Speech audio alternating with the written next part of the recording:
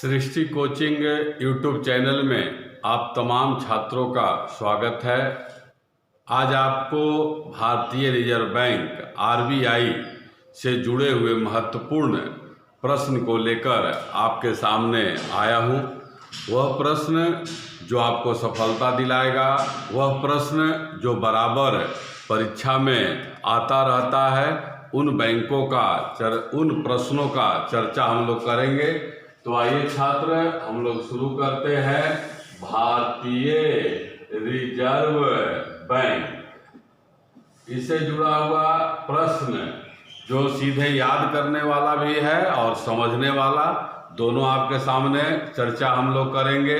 आता है कि भारतीय रिजर्व बैंक का जो स्थापना है वह किस समिति के सुझाव पर किया गया था। पहला है, किस समिति के सुझाव पर किया गया, तो उस समिति का नाम है जॉन हिल्टन आयोग।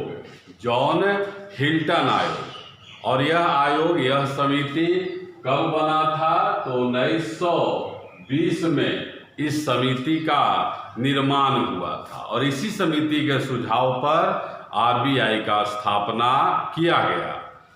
1934 ईस्वी में आरबीआई एक्ट का निर्माण किया गया। आरबीआई एक्ट का निर्माण हुआ, कानून बना और 1935 ईस्वी में आरबीआई का स्थापना किया गया। 1935 ईस्वी में। और 1949 ईस्वी में आरबीआई का राष्ट्रीयकरण किया गया। यह सब जो है बहुत महत्वपूर्ण है, आपको याद रखना है वर्ष। फिर हम लोग आगे बढ़ते हैं। आरबीआई को कई उप नाम से भी जानते हैं। आरबीआई को बैंकों का बैंक कहते हैं, अर्थात भारतीय सीमा के अंतर्गत कार्य करने वाले सभी बैंकों पर नियंत्रण किस बैंक का होता है? तब आंसर क्या होता है? आरबीआई। चाहे वह सरकारी बैंक हो, निजी बैंक हो, विदेशी बैंक हो, तो बैंकों का बैंक कहते हैं। फिर आता है सरकार का बैंक। भारत सरकार या राज्य सरकार यहाँ पर अपना पैसा जमा करता है, आवश्यकता होने पर बैंक से ऋण लेने का भी काम करता है, तो केवल यह सरकार का बैंक है। आता है प्रश्न कि आम जनता किस बैंक से ऋण नहीं ले सकता है? तो आम जनता जो है किस बैंक से ऋण नहीं लेगा? तो आरबीआई से। आरबीआई का एक और उपनाम है, इसे केंद्रीय बैंक भी कहते हैं। केंद्रीय बैंक, जैसे अमेरिका का केंद्रीय बैंक कौन है? अमेरिका का केंद्रीय बैंक फेडरल बैंक है। और आरबीआई का ही एक उपनाम और है, इसे अंतिम ऋण दाता कहते हैं। भारत में ऋण देने वाला सबसे अंतिम संस्था जो है कौन है? तो सबसे अंतिम संस्था भारतीय रिजर्व बैंक है। तो इस तरह से यह आपको चारों याद रखना है। बैंकों का बैंक, सरकार का बैंक, केंद्रीय बैंक और अंतिम ऋण दाता। यह जो है भारत सरकार के नियंत्रण में कार्य करता है। इसमें एक गवर्नर और 4 डिप्टी गवर्नर होते हैं और इनसे जुड़ा हुआ प्रश्न आता रहता है। आपको याद करना है कि आरबीआई का पहला अंग्रेज गवर्नर कौन था? तो बराबर आता है ओसबोर्न, ओसबोर्न स्मिथ। आरबीआई का पहला अंग्रेज गवर्नर ओसबोर्न स्मिथ है। अंग्रेज गवर्नर, और पहला भारतीय गवर्नर कौन था? तो पहला भारतीय गवर्नर सीडी देशमुख है। हम लोग यहाँ जो एक किए हैं कि बैंक आरबीआई का राष्ट्रीयकरण कब हुआ, तो 1949 में। इसी के लिए एक प्रश्न आता है कि जिस समय आरबीआई का राष्ट्रीयकरण किया गया उस समय आरबीआई का गवर्नर कौन था? तो आंसर होता है सीडी देशमुख। आरबीआई के गवर्नर का कार्यकाल भी बहुत महत्वपूर्ण है। आरबीआई के गवर्नर का कार्यकाल 3 वर्ष होता है और इसका वेतन 2.5 लाख रुपया मासिक है। आरबीआई के गवर्नर, कभी कभी कुछ प्रश्न इस तरह का आता है जो आप समझ के रखते हैं तो अब बनता है। जैसे आता है कि आरबीआई का वह गवर्नर जो बाद में भारत का वित्त मंत्री और भारत का प्रधानमंत्री बने, तो आंसर होता है मनमोहन सिंह। मनमोहन सिंह भारत के प्रधानमंत्री भी रहे, वित्त मंत्री भी रहे, और इसके पहले वह आरबीआई के गवर्नर भी थे। तो आरबीआई के एकमात्र गवर्नर जो भारत के प्रधानमंत्री बने, तो आंसर होता है मनमोहन सिंह। फिर इसके बाद वित्त मंत्री भी रहे थे। आरबीआई ने अपने कार्यों के लिए 4 डिप्टी गवर्नर रखा है। वर्तमान में उन चारों का नाम आपको याद करना है कि आरबीआई के गवर्नर, डिप्टी गवर्नर कौन कौन हैं। तो आरबीआई के डिप्टी गवर्नर बीपी कानूनगो,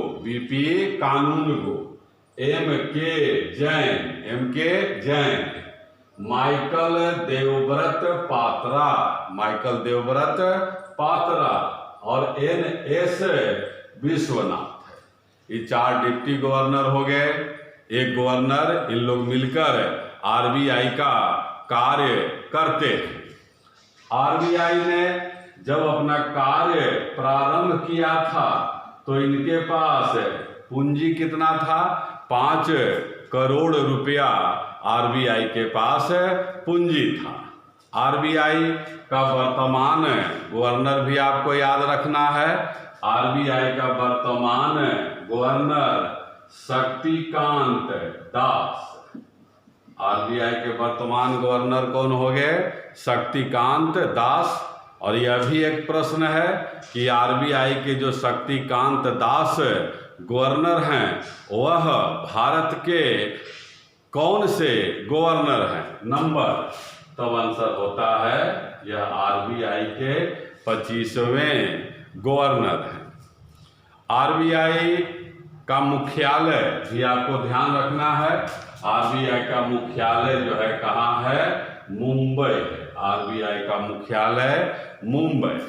और फिर आरबीआई प्रत्येक वर्ष एक रिपोर्ट जारी करता है, प्रत्येक वर्ष, और उस रिपोर्ट का नाम परीक्षा में आता रहता है। उस रिपोर्ट का नाम है report on currency and finance. Report of currency and finance, ये प्रतिवर्ष आरबीआई के द्वारा जो है जारी किया जाता है।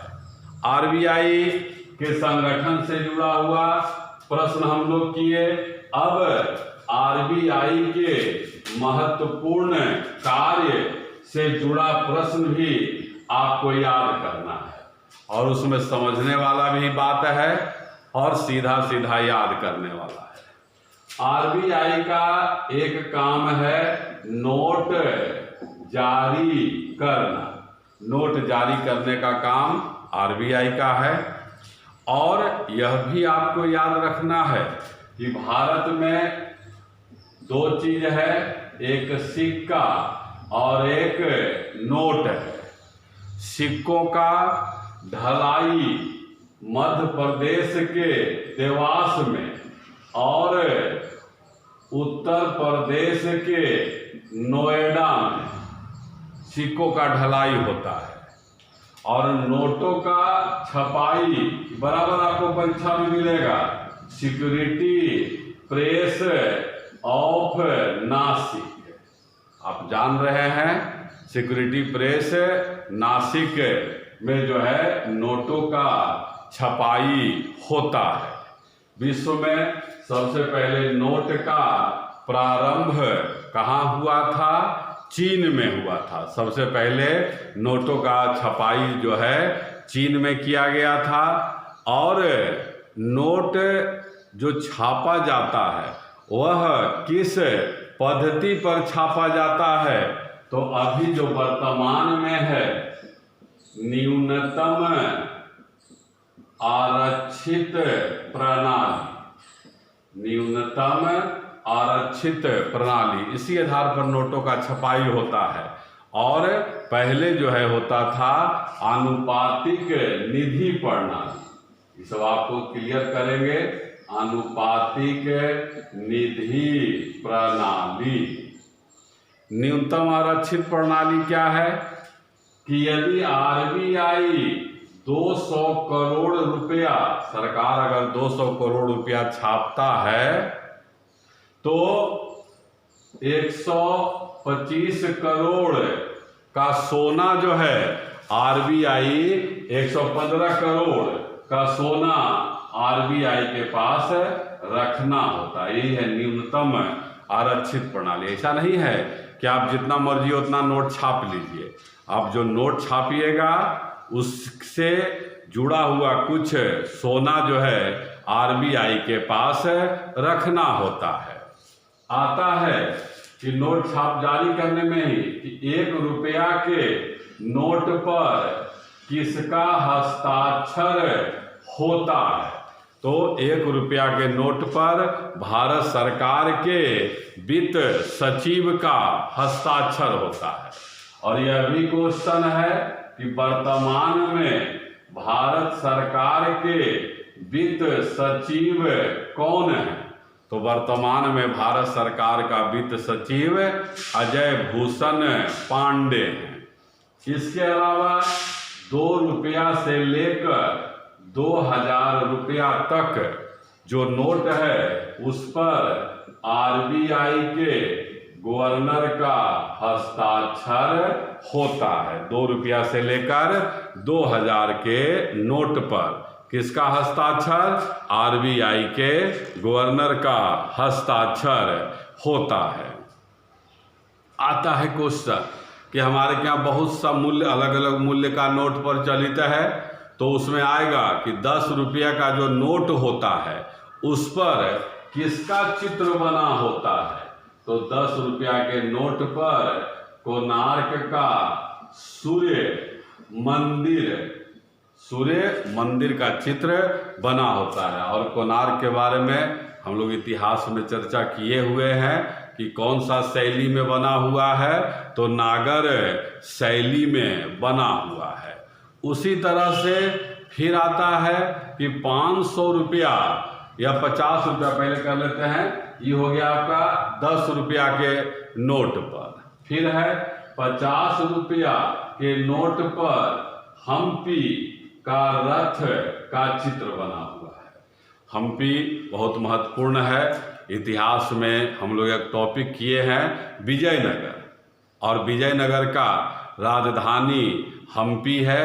और वहाँ पर हम्पी में जो है सो एक रथ है, वैसी रथ का चित्र 50 रुपया पर बना हुआ है। विजयनगर का संस्थापक आप जानते हैं, 2 भाई था, हरिहर और बुक्का। फिर आगे याद करिए, 200 रुपया के नोट पर किसका चित्र बना हुआ है? तो 200 रुपया के नोट पर सांची का स्तूप बना है। स्तूप क्या है? बौद्ध भिक्षुओं के अवशेष पर जो भवन, अर्धचंद्राकार भवन बनता है, उसी को स्तूप कहा जाता है। और सांची का स्तूप किसने बनाया था? आते रहता है। सांची का स्तूप जो है सो बनाया गया मध्य प्रदेश में है। फिर आगे है 500 रुपया के नोट पर क्या चित्र बना होता है, तो इस पर जो है लाल किला का चित्र बना होता है, लाल किला का चित्र। फिर इसके बाद जो है 2000 रुपया का नोट, जो सबसे बड़े आकार का नोट है, उस पर किसका चित्र बना हुआ है, तो उस पर जो है चित्र मंगल यान का बना हुआ है। तो पहला कार्य हो गया, नोट जारी करने का काम कौन करता है, तो आरबीआई करता है। उससे जुड़ा हुआ तमाम महत्वपूर्ण प्रश्न का चर्चा हम लोग किए हुए हैं। फिर आरबीआई का ही काम क्या है, बैंकों का बैंक, मतलब भारतीय सीमा के अंतर्गत कार्य कर रहे सभी बैंकों के लिए नियम बनाना, कानून बनाना, यह सब काम किसका है, यह सब काम जो है आरबीआई का है। आरबीआई का ही और काम क्या है, मौद्रिक नीति का घोषणा करना, मॉनेटरी पॉलिसी। एक तो सीधे यह भी क्वेश्चन आता है कि मौद्रिक नीति का घोषणा कौन करता है, तो मौद्रिक नीति का घोषणा कौन करता है, तो आंसर है आरबीआई। अब यह समझना है कि मौद्रिक नीति है क्या, तो मौद्रिक नीति के द्वारा रुपये का साख, क्रेडिट, महत्व बनाया जाता है। हम लोग इकोनॉमिक्स में एक टॉपिक करते हैं मुद्रास्फीति, इन्फ्लेशन। वहाँ पर हम लोग चर्चा करते हैं कि रुपया का तरलता बहुत अधिक हो जाने पर रुपया के महत्व में कमी आ जाता है। तो उस महत्व को बनाकर रखने के लिए आरबीआई क्या करता है, बैंक दर, ब्याज दर, सीआरआर, एसएलआर, ये सब महत्वपूर्ण शब्द है। इससे जुड़ा हुआ यूट्यूब हमारा बना हुआ है, आप प्ले लिस्ट में जाकर देख सकते हैं, वहाँ मिलेगा आपको। तो इसमें कमी या वृद्धि किया जाता है। बैंक दर क्या है, जिस दर पर आरबीआई वाणिज्यिक बैंकों को ऋण देता है उसी को बैंक दर कहते हैं, और वाणिज्यिक बैंक आम जनता को देता है उसको ब्याज दर कहते हैं। फिर है सीआरआर, कैश रिजर्व रेशियो, नकद आरक्षी अनुपात, नकद आरक्षी अनुपात। इसमें क्या होता है कि प्रत्येक कॉमर्शियल बैंक, वाणिज्यिक बैंक अपना कुछ पैसा कहाँ रखता है, आरबीआई के पास रखता है। तो जिस दर पर रखता है उस दर को सीआरआर कहते हैं। एसएलआर, स्टैच्यूअरी लिक्विडिटी रेशियो, वैधानिक तरलता अनुपात। इसमें क्या होता है कि वाणिज्यिक बैंक जो होता है वह कुछ पैसा अपने ही पास सुरक्षित रखता है, मतलब उस पैसे पर कोई भी वह लेन देन का कार्य नहीं करता है। तो जिस अनुपात में पैसा रखता है जिस पर लेन देन नहीं हो उसी को कहा जाता है एसएलआर। तो इन दरों में कमी वृद्धि करना ही कहलाता है मौद्रिक नीति का घोषणा करना, और इस घोषणा के द्वारा रुपये के महत्व में वृद्धि होता है। आरबीआई का और भी कार्य हम लोग चर्चा करेंगे। विनिमय दर, एक्सचेंज रेट का निर्धारण करना। विनिमय दर क्या होता है कि एक मुद्रा को, एक देश के मुद्रा को दूसरे देश के मुद्रा में बदलना, यह कहलाता है विनिमय। तो जिस दर पर, जैसे उदाहरण से समझिए, कोई भारतीय व्यक्ति अमेरिका घूमने जाता है, तो चूंकि अमेरिका में तो रुपया चलेगा नहीं, वहाँ डॉलर चलेगा, तो वह व्यक्ति जो है आरबीआई के पास जाएगा, वह वहाँ रुपया देगा और कहेगा बदले में हमको डॉलर दे दीजिए, तो चेंज हो जाएगा, लेकिन आरबीआई कहेगा कि हम कुछ कमीशन काट लेंगे।